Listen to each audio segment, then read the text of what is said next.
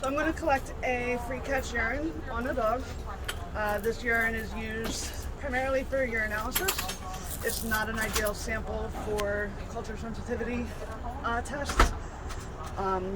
Ideally, we use the first morning urine and we catch midstream. If you catch the urine that comes out immediately, that's going to contain all the contaminants, bacteria, debris from the lower urinary tract. So we're going to walk. This is Butters. Come on, let's go potty. And once he starts urinating, I'll let him go for a couple seconds and then I'll use my container to catch the sample.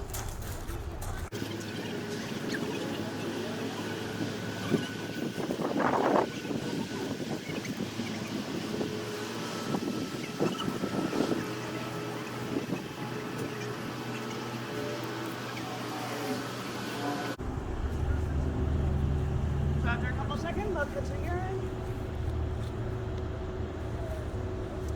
Now I've got my sample. It smells pretty concentrated, very dark, semi-dark, cloudy urine.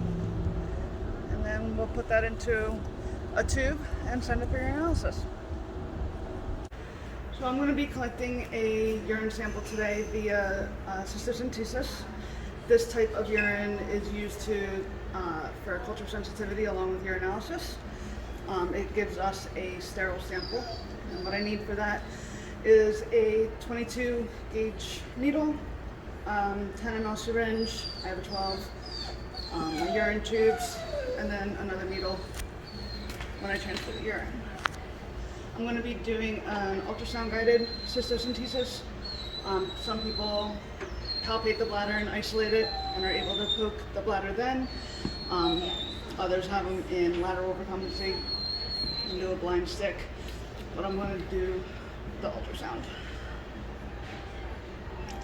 So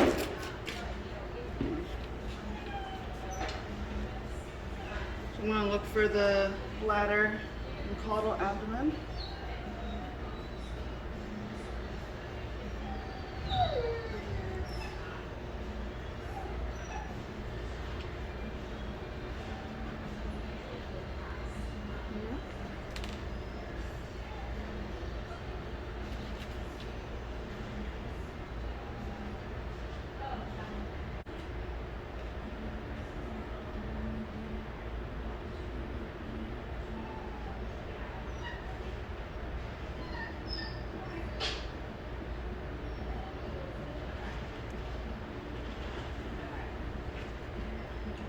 I will change the needle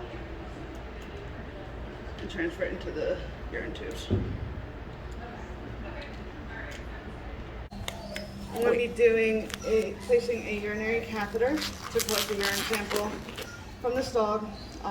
This type of sample collection is okay for urinalysis, not really so much for the culture and sensitivity because you're still passing the urinary catheter through the lower urinary tract that has all the bacteria. So to place a urinary catheter, I need syringe, sterile gloves, the urinary catheter. I have a 8 French, 16 centimeters, or 16 inches rather, and sizing it basically on the lateral aspect of the dog. Well, the dog's in lateral recumbency, and then I have my collection system ready to go. For this dog, it's not so much collecting a sample as emptying its bladder because it cannot urinate. So first I'm going to clean the tip of the penis.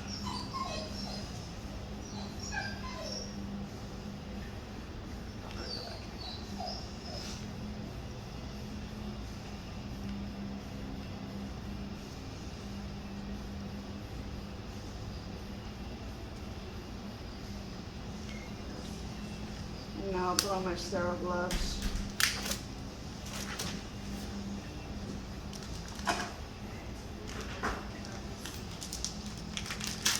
Sit for a few days. What's the super base?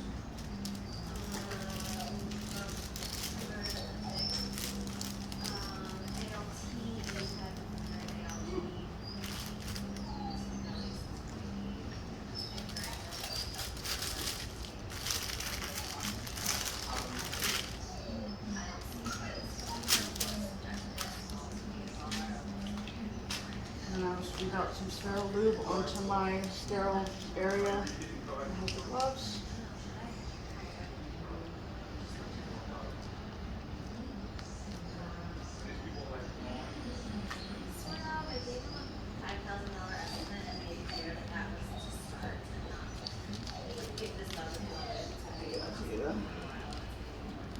Oops, sorry.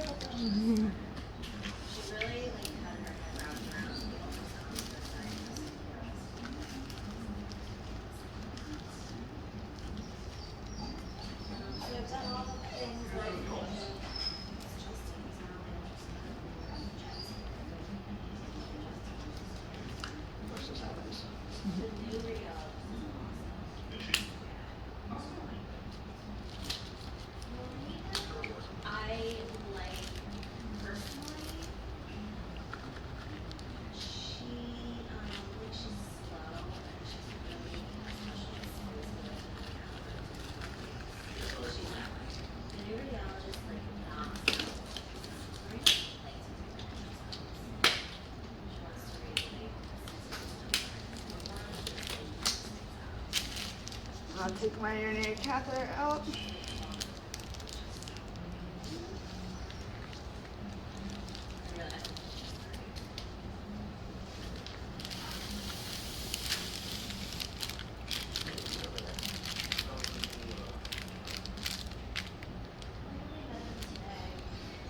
And with the penis extruded, I am going to insert this into his urethra.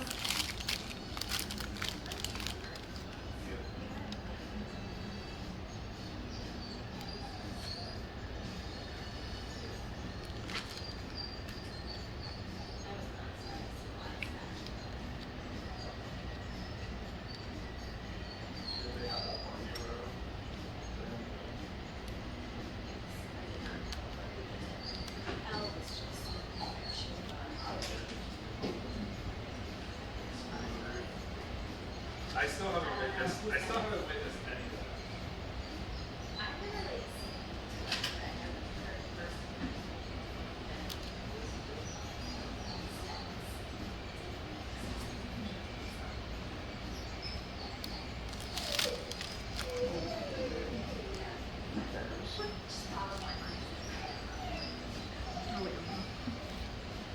Are you able to pull?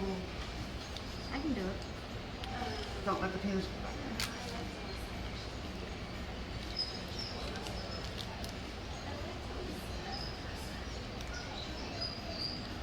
I have that syringe right there.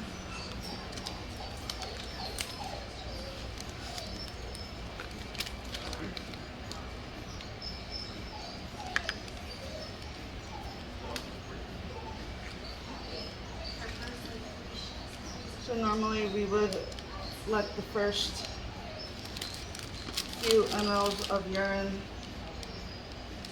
go before we obtain the sample, and that's because the urinary catheter passes through the lower urinary tract. For this guy, we're going to quantify his urine because he's not able to urinate on his own. We're going to empty his bladder. The disadvantages of using a urinary catheter as opposed to cysto or free catch is the trauma you could do to the urethra.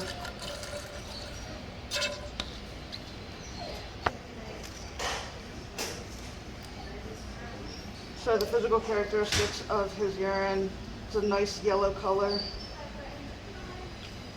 Can't really smell through the masks. Probably relatively concentrated. A little bit cloudy.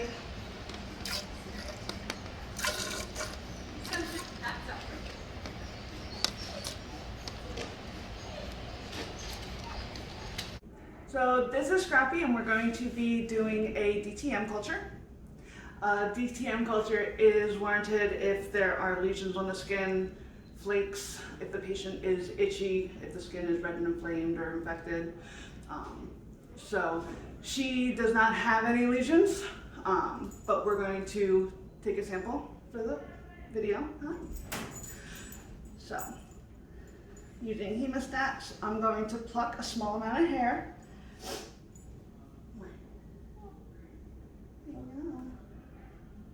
Yeah.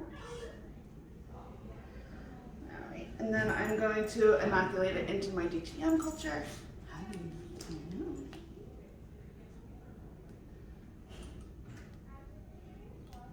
I'm going to push it into the medium. And then I'm going to put the cap on lightly so there's still some flow into it, and then we'll put it into a dark cabinet and we'll check it daily around the same time every day for 5 to 7 days. It'll also be labeled with her name and the sample. We're going to be doing a necropsy today. Necropsy is done to determine cause of death, to see if the disease process that was going and any success or failure of treatments effects on the internal organs. So this is a little kitten that we're going to be doing. We have a scalpel, scissors, and forceps. We also have our formalin jars for samples. Right. So first, external exam. So the patient has, as you can see, bruising on the medial legs. Presumably this is from venipuncture. Some of this is likely a post-mortem change. As you can see, it extends up into the abdomen and the thorax. This bruising as well is from venipuncture. This patient still has taper on the leg from where it had a catheter placed. Let's see. Nasal discharge, likely from an upper respiratory infection.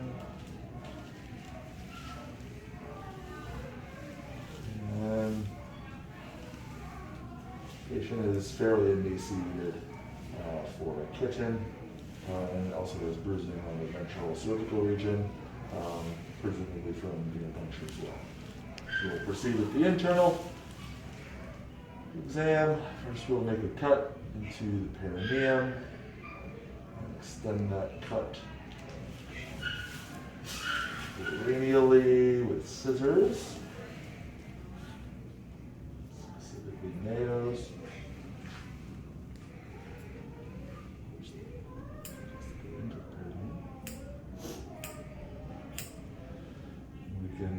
Because this is a kitten, we can actually extend the cut incision directly. That's right there, that's the xiphoid process, the end of the sternum. So we could extend this cut like that through the chest, kitten. So you can see the inside of the chest as well.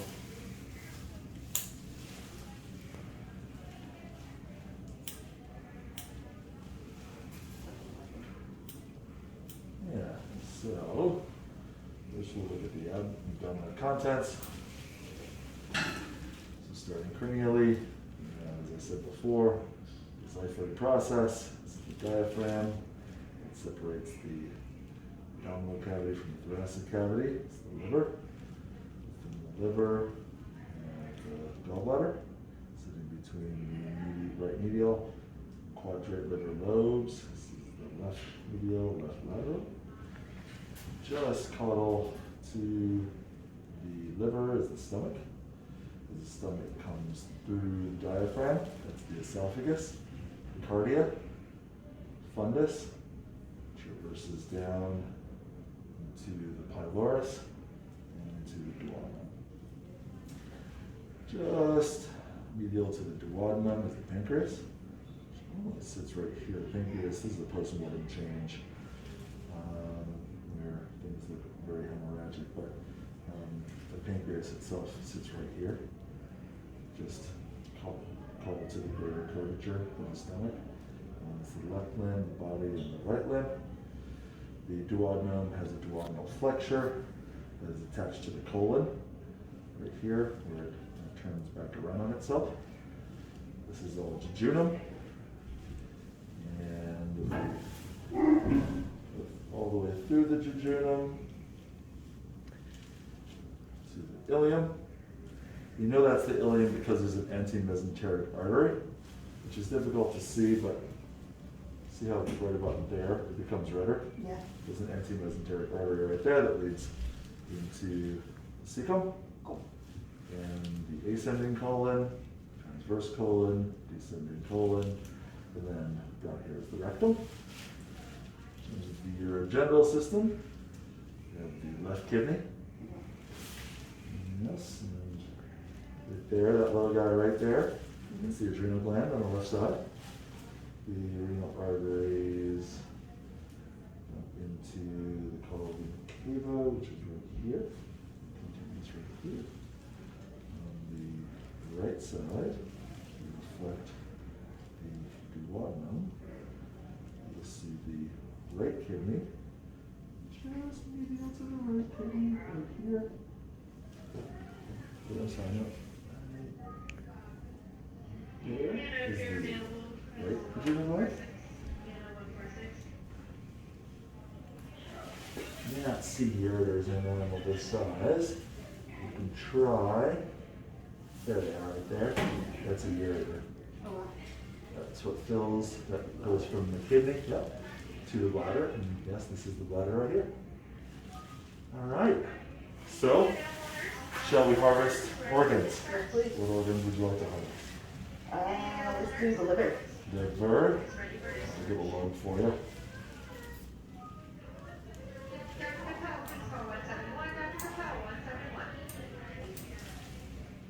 There we go. Kidney. Got it. We'll get the right kidney. So the right kidney, both kidneys are within the retroperitoneum. So there's actually a layer of tissue that goes around it. So it's not actually in the peritoneal space, the kidneys, and the retroperitoneal space, kind of like outside of the abdomen, closer to the back, which is kind of interesting. But it's really just a layer of tissue, but it's important because fluid doesn't really traverse those two spaces. What other organ would you like to get? You pick. All right, dealer's choice. Well, we should actually look into the chest. So when we look into the chest, first of all, this is the pericardium right here. All right, so we cut away the pericardium. It is the heart. Now, right here is the phrenic nerve. There's one on both sides. I'll cut through that one. Yes, the little heart sits right here. The heart sits within the mediastinum, which is not within the pleural space, but rather within the mediastinal space. And then to the sides of the heart, we have the left lobes, lungs, right lobes. So these are, it's hard to say whether or not these lobes are abnormal. As soon as the patient is deceased, the lungs will collapse and they will look like this, so it's hard to say whether or not there was disease. Really, if you're going to harvest lungs for post-mortem, typically what you really should do is, as soon as they're passed, you should collect them and then inflate them with formalin, so that you don't have all the alveoli collapse. Cool. All right. And that's a necropsy.